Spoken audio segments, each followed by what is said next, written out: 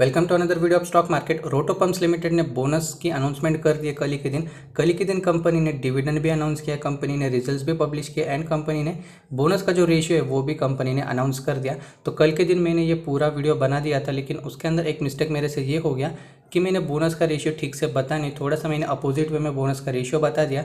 तो वो वीडियो तो मैं हटा नहीं सकता क्योंकि उसके अंदर मैंने रिजल्ट्स भी अनाउंस किया एंड डिटेल मतलब जो डिविडेंड है वो भी मैंने बताया हुआ है, तो वो वीडियो को मैं रिव्यू नहीं कर सकता। लेकिन उस वीडियो के एंडिंग स्क्रीन के ऊपर भी मैं इस वीडियो को लगा दूंगा और इस वीडियो में मैं आपको प्रॉपर गाइडेंस दूंगा कि रोटो पंप्स ने कितना बोनस अनाउंस किया है, बोनस शेयर्स कब तक आपके डीमैट अकाउंट के अंदर आ जाएंगे और आप कब तक एलिजिबल हो कंपनी के बोनस शेयर्स के लिए। तो सारा कुछ इस वीडियो में मैं डिटेल में डिस्कस करूंगा और साथ में आपको ये भी अंडरस्टैंडिंग दूंगा कि स्प्लिट एंड बोनस इन दोनों में क्या डिफरेंस होता है। ठीक है, यहाँ पर काफ़ी लोग कंफ्यूज हो जाते हैं कि यहाँ पर कुछ अलग सिनेरियोज होते हैं। जैसे कि बोनस में क्या होता है कि आपका जो इनिशियल शेयर होता है वो बाजू में होता है और स्प्लिट में क्या होता है कि आपका जो इनिशियल शेयर होता है वो फर्स्ट में होता है। फॉर एग्जांपल अगर कंपनी ने 1:10 का स्प्लिट अनाउंस किया है तो ये आपका इनिशियल शेयर हो गया और कंपनी आपको इतना शेयर देने वाली है 10, तो एक के बदले कंपनी आपको 10 शेयर देंगी। लेकिन बोनस में उसका एग्जैक्ट अपोजिट होता है, ये आपका इनिशियल शेयर होता है और ये आपको कंपनी बोनस देती है। तो यहाँ पर कंपनी आपको 2 बोनस देने जा रही है हर एक शेयर के बदले।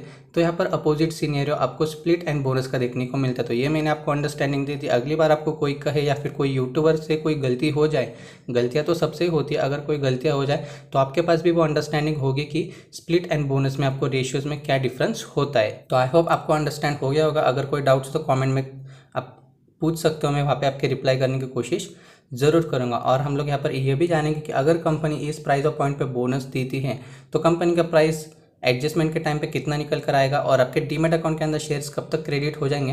तो सारा कुछ मैं इस वीडियो में डिटेल में डिस्कस करने वाला हूँ। एंड मेरे टेलीग्राम चैनल का लिंक भी नीचे डिस्क्रिप्शन बॉक्स में, आप चाहो तो ज्वाइन जरूर करके चल सकते हो। स्टॉक मार्केट के लेटेस्ट न्यूज़, कुछ short term long term calls daily basis के ऊपर चैनल के ऊपर प्रोवाइड हो जाते हैं। लिंक वीडियो के डिस्क्रिप्शन बॉक्स में दे दूंगा, आप जाकर ज्वाइन जरूर कर सकते हो। कंपनी का पीडीएफ मैंने ओपन कर लिया है। 17 मई का ये आपको अपडेट देखने को मिल रहा है। कल के दिन कंपनी ने 2 बड़े कॉर्पोरेट एक्शन के अनाउंसमेंट किए। उसमें से जो पहला है फाइनल डिविडेंड 0.80 पैसे पर इक्विटी शेयर का, उसका जो रिकॉर्ड डेट कंपनी 11 जुलाई 2025 का रखते हुए देखने को मिले। और दूसरा यहाँ पर जो record date of bonus date आपको यहाँ पर जो 11 जुलाई 2025 यानी बोनस का और डिविडेंड का आपको एक ही रिकॉर्ड डेट देखने को मिल रहा है। तो यहाँ पर कंपनी ने 2:1 का बोनस अनाउंस किया है। आपको कंपनी 2 शेयर देने जा रही है हर एक शेयर के ऊपर। अगर आपके पास कंपनी के 100 शेयर्स हो गए तो बोनस के बाद आपके 300 शेयर्स हो जाएंगे, 200 शेयर्स आपको कंपनी एक्स्ट्रा देने जा रही है। तो कल मैंने इसी का उल्टा बता दिया था। कल मैंने क्या बोला था कि अगर आपके पास कंपनी का 100 शेयर होगा तो आपको कंपनी यहाँ पर जो क्या करने जा रही है 50 शेयर देने जा रही है। टोटल आपके पास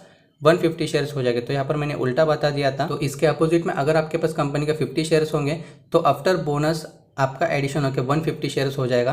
तो यह एक्चुअल में उसका रीज़न था जो कंपनी ने यहाँ पर जो बोनस अनाउंस किया। तो ये राइट वाला है, प्रीवियस वाला रॉन्ग वाला है। तो वैसा ही मैंने प्रीवियस वीडियो में बताया था जहाँ पर मैंने कंपनी का डिविडेंड के बारे में बताया, रिजल्ट के बारे में बताया, बोनस के बारे में बताया। ठीक है। एंड व्यूअर का एक और क्वेश्चन होता है कि हम लोग अगर जुलाई 11 जो कंपनी का रिकॉर्ड डेट है वहाँ पर कंपनी के शेयर्स को बाय करेंगे तो हम लोग यहाँ पर एलिजिबल हो गए क्या कंपनी के बोनस शेयर्स के लिए?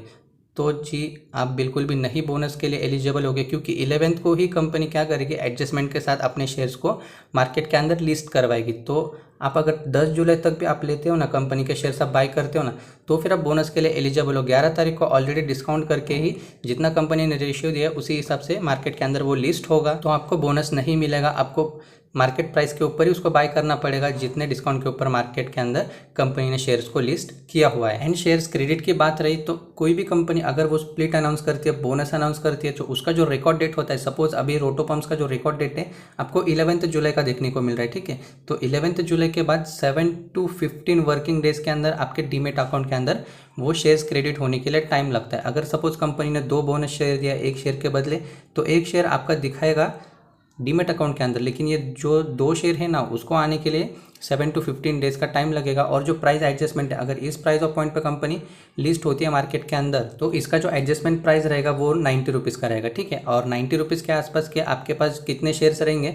अगर सपोज आपके पास एक शेयर है, मैं फॉर एग्जांपल की बात कर रहा हूँ, एक शेयर 268 के प्राइस के ऊपर है तो बोनस के एडजस्टमेंट के दिन कंपनी इस प्राइस पे लिस्ट होगी और आपके पास यहाँ पर जो लॉस शो होगा, क्योंकि आपके पास जो बोनस के जो 2 शेयर्स आपको मिलने वाले एक शेयर के बदले वो कितने 7 to 14 वर्किंग डेज के अंदर आएंगे। तो ये आपके डीमेट अकाउंट के अंदर दिखेगा ही नहीं बिल्कुल भी, क्योंकि उनको आने को टाइम है, क्योंकि यहाँ पर सारे एडजस्टमेंट उनके लिए काफ़ी टाइम लगता है कंपनी को। तो 7 to 14 वर्किंग डेज वो देते। तो यहाँ पर हम लोग अगर एक शेयर की बात करें जो 268 का था वो आपको दिखेगा 90 रुपीज़ का। तो 90 रुपीज़ के हिसाब से 2 शेयर 180 रुपये आपका लॉस दिखाएगा एक शेयर के पीछे। तो काफ़ी लोग क्या करते हैं, ये लॉस को देखकर कंपनी क्या जो शेयर्स होते हैं उनको सेल कर देते हैं, लेकिन आपको बिल्कुल भी ऐसा नहीं करना है। इसके पीछे की अंडरस्टैंडिंग तो मैंने आपको बता दी कि डीमैट अकाउंट के अंदर शेयर्स क्रेडिट होने के लिए टाइम लगता है, काफ़ी लेंदी प्रोसेस होता है। इसी के लिए जो कंपनी होती है 1 से 2 हफ्ते का टाइम देती है। तो लॉस देखकर बिल्कुल भी कंपनी को बेचना नहीं है। 7 to 14 वर्किंग डेज के अंदर वो भी शेयर्स आपके डीमैट अकाउंट के अंदर क्रेडिट हो जाएंगे।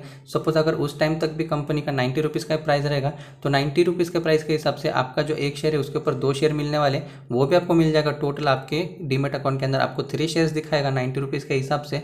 तो यहाँ पर ये कुछ अंडरस्टैंडिंग मैंने आपको दी। तो लॉस देखकर स्टॉक को बिल्कुल भी बेचना नहीं है। अगर हम लोग एक्सपेक्टेड डेट की बात करें, जो फाइनल डेट कंपनी का निकल कर आएगा जहाँ पर कंपनी को आपके डीमैट अकाउंट के अंदर शेयर्स क्रेडिट करने ही होंगे, तो 11 जुलाई का कंपनी ने क्या किया है, रिकॉर्ड डेट अनाउंस किया है। ठीक है, तो हम लोग 15 डेज काउंट करें तो सपोज यहाँ पर जो है आपका 25 to 26 जुलाई के आसपास आपके डीमैट अकाउंट के अंदर सारे शेयर्स को क्रेडिट होना ही पड़ेगा। अगर ऐसा नहीं होता है तो आपके ब्रोकर का भी प्रॉब्लम हो सकता है। जो भी आप ब्रोकर यूज़ करते हो, angel one, Upstox, Zerodha, grow etcetera जो भी हो, या फिर आप डिस्काउंट ब्रोकर यूज़ करते हो, या फिर आप अच्छे ब्रोकर्स यूज़ करते हैं जहाँ पर आपको अच्छी सर्विसेज मिलते हैं जैसे कि HDFC, ICI, तो इन ब्रोकर्स के भी कुछ प्रॉब्लम्स हो सकते हैं। तो आपको कस्टमर सर्विस केयर को भी कॉल कर एक बार पूछ लेना चाहिए। लेकिन आप कब कॉल करोगे, 25 to 26 जुलाई के बाद, जब कंपनी के सारे प्रोसेस हो जाते हैं तो तभी आपके डीमैट अकाउंट के अंदर शेयर्स को क्रेडिट होना ही होता है। अगर नहीं होते तो आप कस्टमर सर्विस केयर से भी बात कर इसके बारे में जानकारी ले सकते हो। लेकिन मेरे हिसाब से यहाँ पर जो 500 रुपये तो शेयर जाएगा नहीं, ज़्यादा से ज़्यादा कितना जाएगा,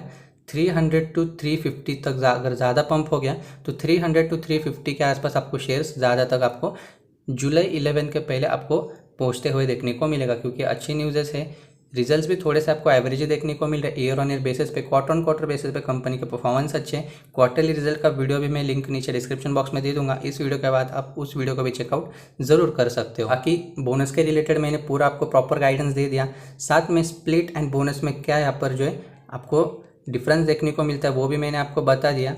अगर आपको अंडरस्टैंडिंग होगा, अगर कोई यूट्यूबर, कोई इंसान अगर गलती से बता देगा तो आप उसको करेक्ट भी कर पाओगे और आपके अंडरस्टैंडिंग भी रहेगी कि यहाँ पर जो है भाई ऐसा बोनस होता है और ऐसा स्प्लिट का रेशियो होता है। तो वो भी अंडरस्टैंडिंग मैंने आपको दे दी। अगर अगले टाइम किसी यूट्यूबर से गलती हो जाए तो उसको ब्लेम मत करना, वो भी वीडियो बनाकर आपको ही अपडेट करता है, लेकिन कभी कभी उससे भी गलतियाँ हो जाती है, इंसान से गलतियाँ तो होती है। तो मैं उस गलती को यहाँ पर फिर से सुधार रहा हूँ। ठीक है, आप मेरे चैनल के ऊपर आते हो, वॉच करते हो, तो मेरी जिम्मेदारी ये बनती है कि आपको एक्यूरेट इन्फॉर्मेशन दे पाऊँ। क्योंकि हम लोग जहाँ पर भी पैसे लगाते हैं, हमारे पैसे सुरक्षित होने चाहिए। हमारे पैसे कहाँ पर लग रहे, कैसे लग रहे, क्या वहाँ पे सीनियरिटीज बन रहे, सारा कुछ इन्फॉर्मेशन होना चाहिए।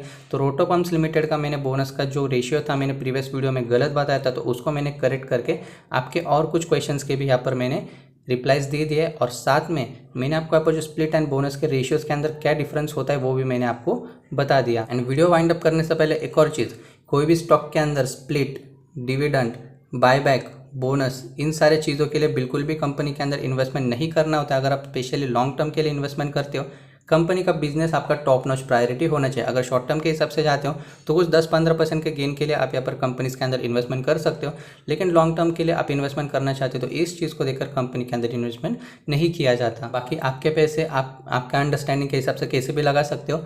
मेरा यहाँ पर काम यह था कि आपको थोड़ा सा कुछ इन्फॉर्मेशन नॉलेज में दे पाओ। ठीक है, अगर आपके फिर भी कोई डाउट्स हो तो मुझे कमेंट जरूर कर देना, मैं रिप्लाई करने की कोशिश जरूर करूंगा। एंड किसी भी स्टॉक में इन्वेस्टमेंट करने से पहले एक बार अपने फाइनेंशियल एडवाइजर से भी डिस्क्लोज जरूर कर लेना। फिर मिलते किसी नई कंपनी के अपडेट के साथ, तब तक के लिए बाय बाय।